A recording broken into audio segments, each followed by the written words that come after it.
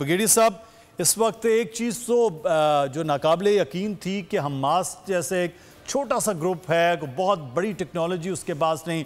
Israel के बारे में तो कहा जाता है दुनिया भर की टेक्नोलॉजी उसके पास, हर चीज़ उसके पास। इतना बड़ा अटैक जब हमास ने किया है तो वहाँ तो कुछ चीज़ नज़र ही नहीं आ रही थी कि किसी तरह से वो चीज़ें हों।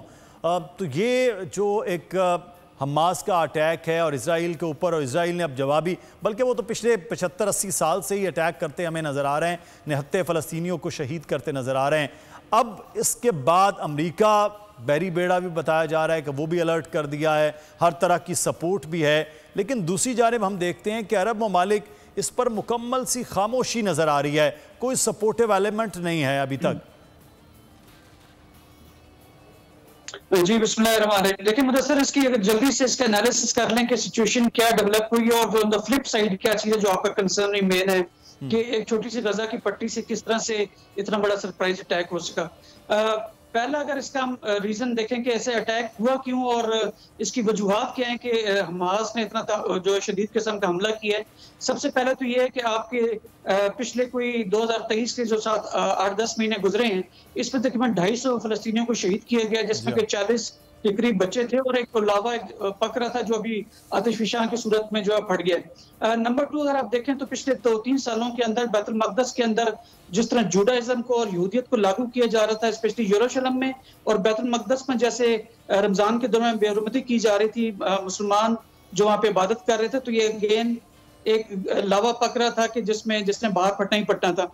नंबर 3 ये है कि आप जिस तरह से तेजी से देख रहे हैं कि इसराइल को जो वेस्ट एशिया के कंट्रीज हैं, मिडिल ईस्ट के, वो उसको रिकॉग्नाइज कर रहे थे, जिसमें अब तक जॉर्डन, आपके इजिप्ट, सूडान और अब्राहम अकॉर्ड के 20 में हुआ था, उसमें यूएई, बहरीन ने, और अभी सऊदीया का टिल्ट भी आप देख रहे थे। तो इन तमाम चीजों को अगर मद्देनजर सामने रखें तो फलस्तीनियों के लिए एक लम्हा फिक्रिया था कि जो अरब पे डिपेंड करते थे, अब वो शायद उस तरह से नहीं कर सकते, तो इंडिजिनस मूवमेंट होगी।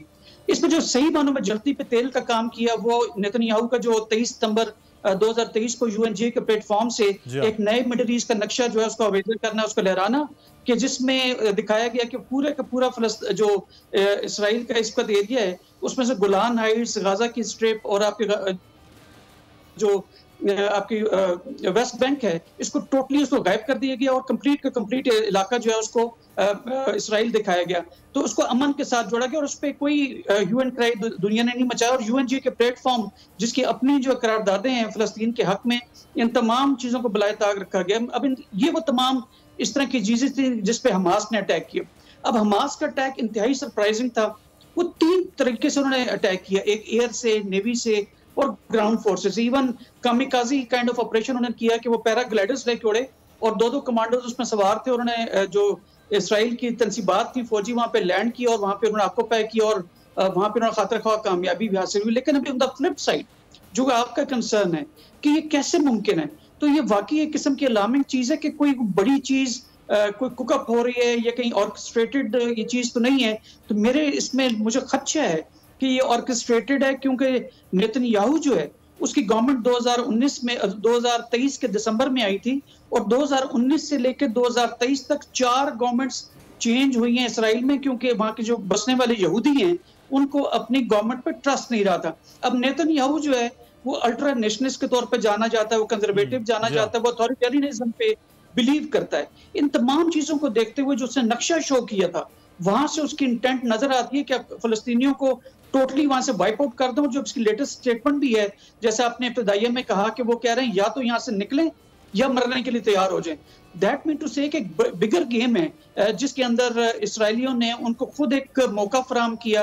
ये कैसे हो सकता है कि जहाँ पे इसराइल को तमाम ह्यूमन इंटेलिजेंस का हो और 500 से ऊपर उनकी चेक पोस्टें वहां पे हों और सेटेलाइट से वो उड़ते परिंदे के पर गिन सकते हो, तो उनको 7000 रॉकेट्स की डिप्लॉयमेंट या प्लानिंग या इनके पैराग्लाइडर्स या उधर मेडिटेरेनियन सी से जब वो अटैक कर रहे थे तो किसी का पता नहीं था। तो ये बहुत एक तशवीश का बायस है कि वो ऐसी कंडीशंस क्रिएट की गई जिसमें वो सिंपैथी व वोट ले वेस्ट का और फिर ऐसे तमाम एक्शंस करे कि जिसमें मुकम्मल तौर पर वो जो है वो यहूदी स्टेट उसको डिक्लेयर कर सकें।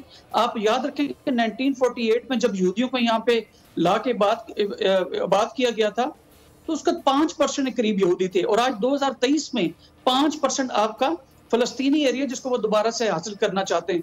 आप जितनी स्टेटमेंट्स आप वेस्ट की देख लें, led by the US, European union, France, Germany, आप तमाम को देख लें, तो वहां पर इसको टेररिस्ट अटैक के तौर पे कहा गया। जैसे हलाली साहब कह रहे हैं कि टेररिस्ट अटैक कैसे हो सकता है, उन्होंने किसी जो है वो सॉवरन बॉडी के अंदर या सॉवरन कंट्री के अंदर अटैक नहीं किया, बल्कि उन्होंने अपने से छीने गए इलाके जो हैं उनको वापस लेने की कोशिश की गई है। लेकिन इसमें वैसे मिडिल ईस्ट के जो कंट्रीज, अरब कंट्रीज हैं, बगेड़ी साहब, इस पे हम अरब कंट्रीज के जो है इस पर हम बात करते हैं। सब्सक्राइब करें और बेल दबाएं ताकि कोई खबर रह न जाए।